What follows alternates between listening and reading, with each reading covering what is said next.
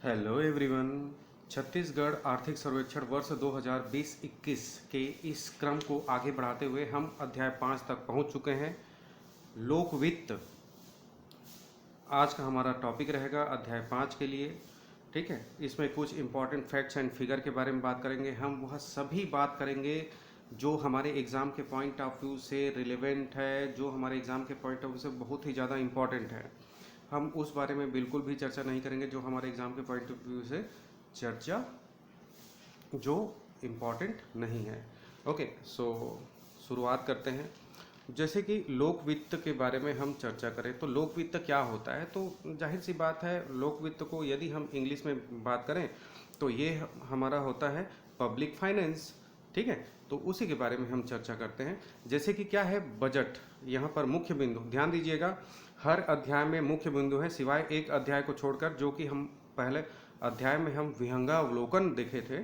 ठीक है, तो उसमें मुख्य बिंदु नहीं है क्योंकि वो सभी के सभी इम्पॉर्टेंट है। वहाँ पर एक जनरल सा डिस्कशन हुआ है भारत और छत्तीसगढ़ के रिस्पेक्ट से, सो वो काफ़ी इम्पॉर्टेंट है और हम यहाँ पर इम्पॉर्टेंट फैक्ट्स एंड फिगर को ही चर्चा करने के लिए उपस्थित हुए हैं। बजट का उद्देश्य आर्थिक वातावरण का निर्माण करना होता है जिसमें सामाजिक एवं आर्थिक लक्ष्यों की पूर्ति के लिए संसाधन उपलब्ध हो सके। ठीक है, काफ़ी अच्छा कहा है। बजट का उद्देश्य क्या है? आर्थिक वातावरण निर्माण करना जिसमें सामाजिक एवं आर्थिक लक्ष्यों की पूर्ति के लिए संसाधन उपलब्ध हो सके। ठीक है, जैसा कि हम चर्चा करते हैं कि ये पब्लिक फाइनेंस क्या होता है। जाहिर सी बात है जब आम जनता टैक्स देगी, ठीक है, जैसे कि हम हैं आप हैं, आम जनता टैक्स देगी, सरकार के पास टैक्स कलेक्शन होगा सॉरी, सरकार के पास टैक्स कलेक्ट होगा। अब टैक्स कलेक्शन होने के बाद वह उन पैसों को कैसे उपयोग करेगा, मैं एक आम भाषा में समझाने का कोशिश कर रहा हूँ ताकि आप लोग आसानी से समझ सकें। ठीक है, सो जब तक पैसा आपके पास नहीं आएगा आप खर्चे नहीं कर पाएंगे, है ना। और वह खर्चे किस किस प्रकार से करते हैं आप, तो यह होता है एक नीति। ठीक है, उसी प्रकार से सरकार की भी एक अलग पॉलिसी होती है। हर सरकार की पॉलिसी अलग अलग होती है, चाहे वह सेंट्रल गवर्नमेंट हो या फिर स्टेट गवर्नमेंट हो, वह अपने हिसाब से राज्य को चलाने का प्रयास करती हैं। ठीक है, आगे हम बढ़ते हैं। वित्तीय वर्ष 2000, ध्यान दीजिएगा, वित्तीय वर्ष 2020-21 में कुल राजस्व प्राप्ति में पिछले वर्ष की तुलना में 10.75% वृद्धि का अनुमान है। ठीक है, अब यहाँ पर क्या इम्पोर्टेंट हो सकता है सर, तो यहाँ पर इम्पोर्टेंट आपका ये है कि वृद्धि अनुमानित है कितना, 10.75%। ठीक है, ओके, आगे हम बढ़ते हैं।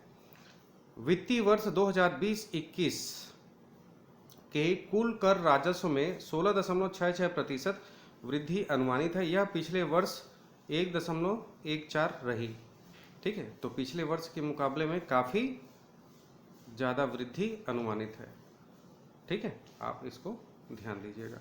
ओके, आगे हम बढ़ते हैं। वित्तीय वर्ष 2020-21 में कुल राजस्व प्राप्तियों में कर राजस्व का योगदान, तो ये आपका सबसे ज़्यादा इम्पॉर्टेंट है। ठीक है, ये आपका सबसे ज़्यादा इम्पॉर्टेंट है। अभी तक आपने जितना भी योगदान वगैरह देखा है आप उसको भूल जाइए, किसी प्रकार से याद करने का कोशिश ना कीजिए, लेकिन अभी आप सिर्फ और सिर्फ इसको याद रखेंगे। वित्तीय वर्ष 2020-21 में कुल राजस्व प्राप्तियों में कर राजस्व का योगदान 63.17% अनुमानित है। So this are all very very important for the exam point of view. अब हमें एग्जाम के पॉइंट ऑफ व्यू से क्या क्या इंपॉर्टेंट है एक बार फिर से मैं समराइज करूंगा। गैर कर राजस्व में प्रमुख योगदान केंद्रीय सरकार से प्राप्त सहायक अनुदानों का है। वर्ष 2020-21 के कुल गैर कर राजस्व प्राप्तियों में इसका योगदान 70.15% अनुमानित है। तो आप इसे याद कर सकते हैं। अब ये देखिए, मैं थोड़ा सा अपने व्यू से समझाने का कोशिश करूंगा आपको। ओके, आगे हम बढ़ते हैं। वर्ष 2020-21 में राजस्व प्राप्ति 83,831.30 करोड़ एवं राजस्व व्यय 81,393.95 करोड़ अनुमानित है। इस प्रकार राजस्व अधिक्य रुपए 2,431.35 करोड़ रुपए दर्शाता है। देखिए मित्रों, यहाँ पर ध्यान दीजिएगा, काफ़ी इम्पोर्टेंट चीज़ डिस्कस करने वाले हैं हम। ओके, तो देखें, सबसे पहले सरकार, ये जैसे कि मान लीजिए ये एक गवर्नमेंट है, मैं लिख देता हूँ यहाँ पर, ये गवर्नमेंट है, ठीक है।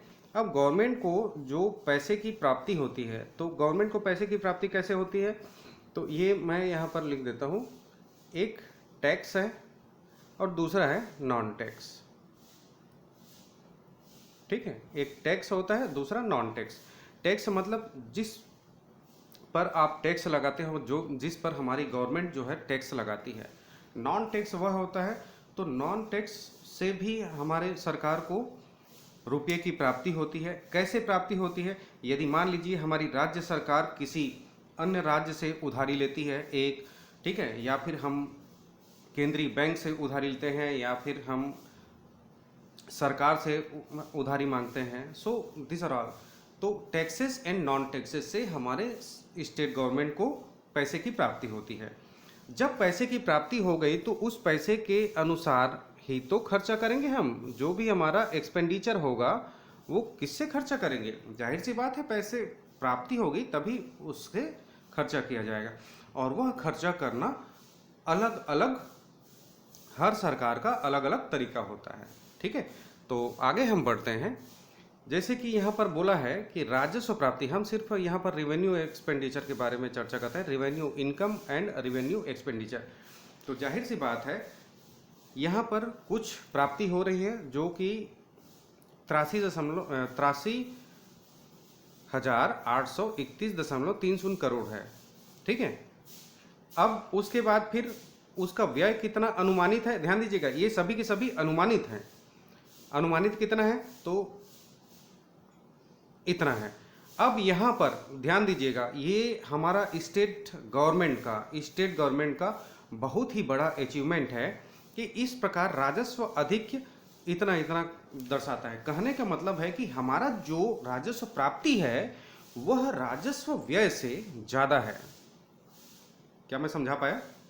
हमारा जो राजस्व प्राप्ति है वह राजस्व व्यय से ज़्यादा है।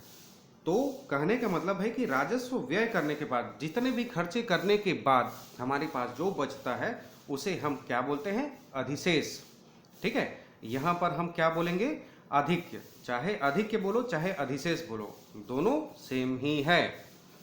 I hope all of you got clear about this thing, ठीक है, सभी को क्लियर हो गया होगा।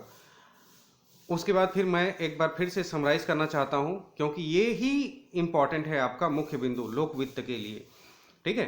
तो बजट का उद्देश्य क्या है करके आपको एग्जाम के पॉइंट ऑफ व्यू से पूछा जा सकता है, कथन करके दिया जा सकता है। बजट का उद्देश्य आर्थिक वातावरण का निर्माण करना होता है जिसमें सामाजिक एवं आर्थिक लक्ष्यों की पूर्ति के लिए संसाधन उपलब्ध हो सके। सही बात है, ठीक है। आगे हम बढ़ते हैं। वित्तीय वर्ष में कुल राजस्व प्राप्तियों में पिछले वर्ष की तुलना में 10.75% वृद्धि हुई है।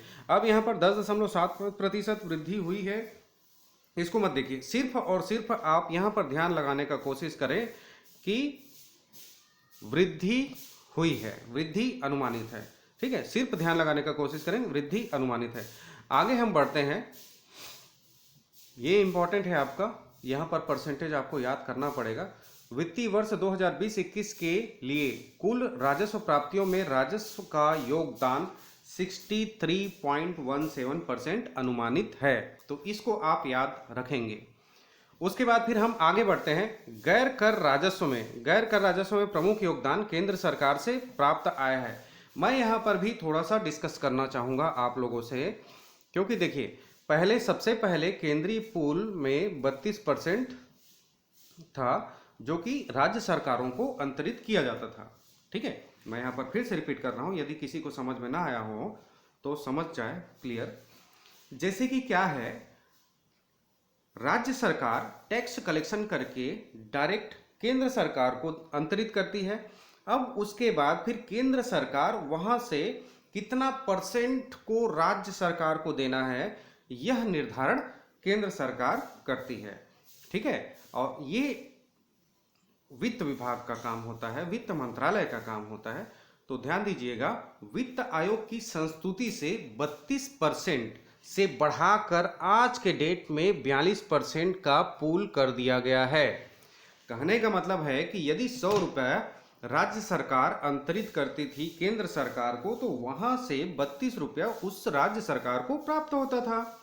ठीक है, अब आज के डेट में 42% अंतरित किया जाता है। कहने का मतलब है कि यदि हम 100 रुपये या फिर हम नहीं, या फिर राज्य सरकार केंद्र सरकार को 100 रुपये अंतरित करती है, तो वहां से उसको 42 रुपये की प्राप्ति होती है।